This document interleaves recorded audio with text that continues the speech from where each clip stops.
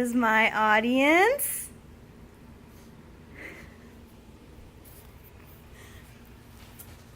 According to the National Center for Education Statistics, 13% of public school students in America are receiving special education services.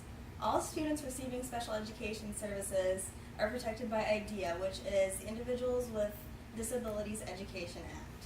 Today I will be informing you about IDEA, what it is, and what it means for the thousands of children across America who receive special education services. I am studying special education and plan to be a special educator upon graduation, and learning the laws is step one to becoming a special educator. IDEA has a general purpose and 7 main provisions, and those are what I'll be talking about today. According to the National Center for Learning Disabilities, IDEA guarantees a free and appropriate education to students with specific disabilities regardless of severity in the least restrictive environment.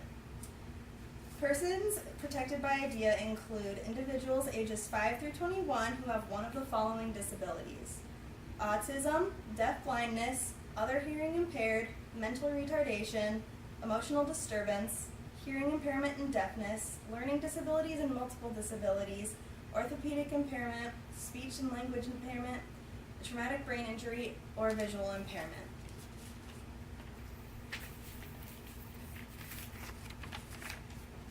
This graph represents the breakdown of students receiving special education services into specific categories. Here we have specific learning disabilities, which makes up 36%. Speech or language impairments make up 21%. Other health impairments make up 12%. Autism makes up 7%. Intellectual disabilities makes up 7%. Developmental delay makes up 6%.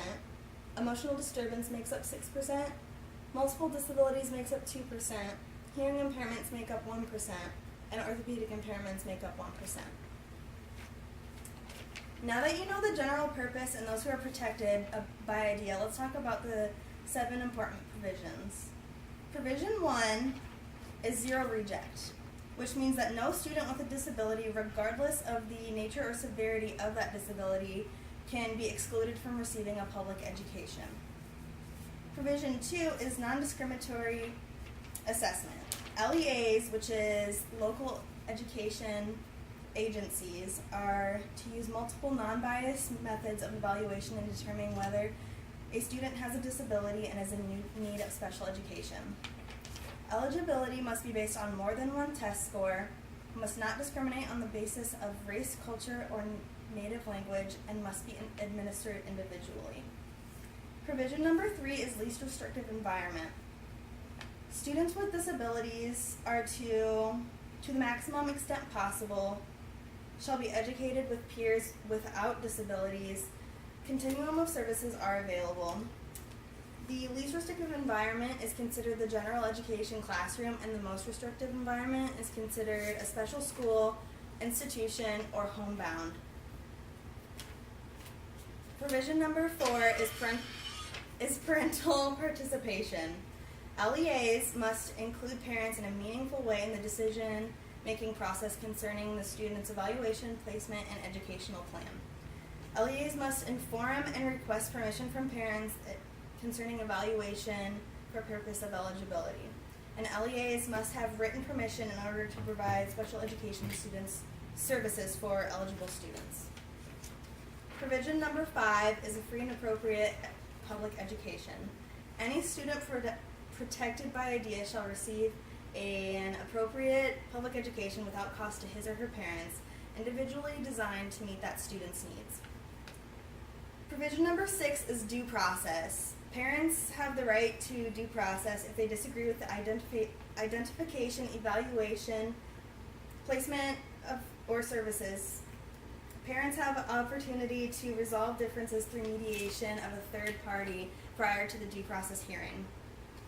And the last provision, which is provision number 7, is transition. A transition plan to help a young person move from secondary school to a post-secondary school setting must be included on the IEP no later than the student's 16th birthday or the 14th birthday in Iowa, and all subsequent IEPs, which is the student's individual education plan. Today I have shared with you the overall purpose of IDEA and the 7 major provisions constructing it. I hope that after today you have a better understanding of what IDEA is and what it means for students with disabilities. Thanks for watching. Here is my audience again.